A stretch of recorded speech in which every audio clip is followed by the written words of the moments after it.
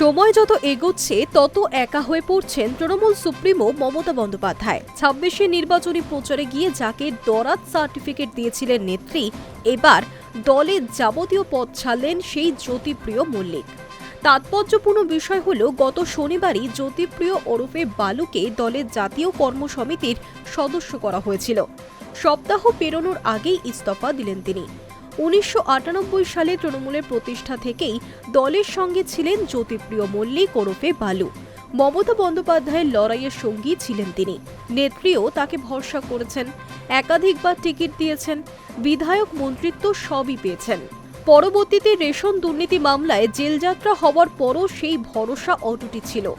বারবার মঞ্চে দাঁড়িয়ে মমতা বন্দ্যোপাধ্যায় বলেছেন, বালুকে ফাঁসানো হয়েছে। ২৬শে হাবড়ায় নির্বাচনী প্রচারে গিয়ে মমতা বলেছিলেন, আমার মন্ত্রিসভায় বালু সবথেকে ভালো কাজ করেছে।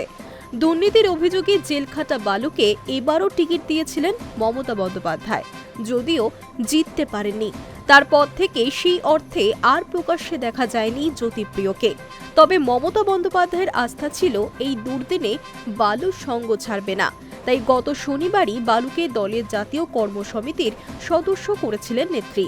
কিন্তু তার কয়েকদিনের মধ্যেই বদলে গেল ছবি। সদ্য পাওয়া পদসহ দলের যাবতীয় পদ থেকে ইস্তফা দিয়েছেন জ্যোতিপ্রিয়। সূত্রে খবর, ইতিমধ্যেই ইস্তফাপত্র পাঠিয়ে দিয়েছেন তিনি। কিন্তু কেন আচমকা এই সিদ্ধান্ত? প্রাক্তন মন্ত্রীর কথায়, আমার ৩৫০-এর উপর সুগার, কিডনি খারাপ হয়ে গিয়েছে। তাই এই অবস্থায় দলের কোনো কাজকর্মে আমি এখন যুক্ত থাকতে পারছি না। তাই সব পথ ছেড়ে দিলাম। তৃণমূলের জাহাজ ডুবেছে, আর মাথা তুলে দাঁড়ানোর সুযোগ নেই বুঝেই এই পদত্যাগ বলে মনে করছে ওয়াকিবহল মহল। Hi news network.